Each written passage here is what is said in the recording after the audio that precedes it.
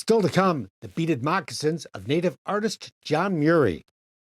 If you like Today's Wild West, you'll love Great Rides of Today's Wild West, our beautiful Western coffee table photography book profiling more than 24 horseback adventures across the West with more than 300 colored photographs. Get your autographed copy at todayswildwest.com. Moccasins, the traditional footwear of the American Indian.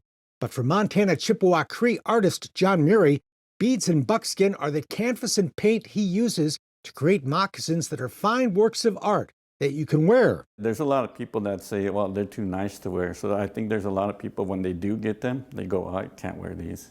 John is an art instructor at Stone Child College on north central Montana's Rocky Boy Indian Reservation.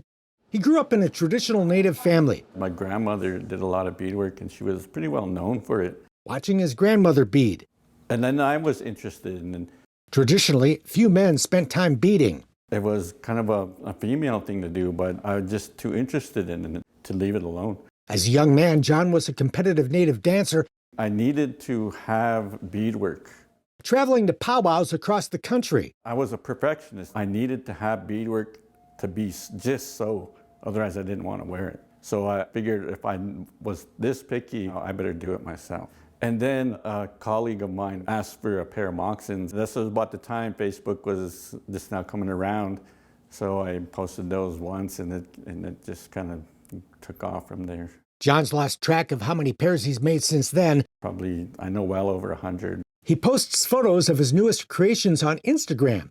Customers find him to commission their own custom-designed pair. Anywhere from 1,000 to 2,500, depending on materials I use. They're just like any other shoe, you know, you wear them, and you wear them until they get worn out, and then you buy another pair. Yeah, people wear them. There's all kinds of color in these beautiful works of art. I consult with every customer, and they tell me which colors, and some of them will get very specific.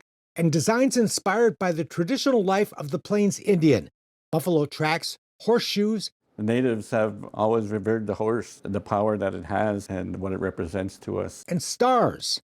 The orange ones, I use cross stars a lot. We use a lot of stars in our designs, representing sometimes relatives, sometimes stories that we have about stars and what they represent.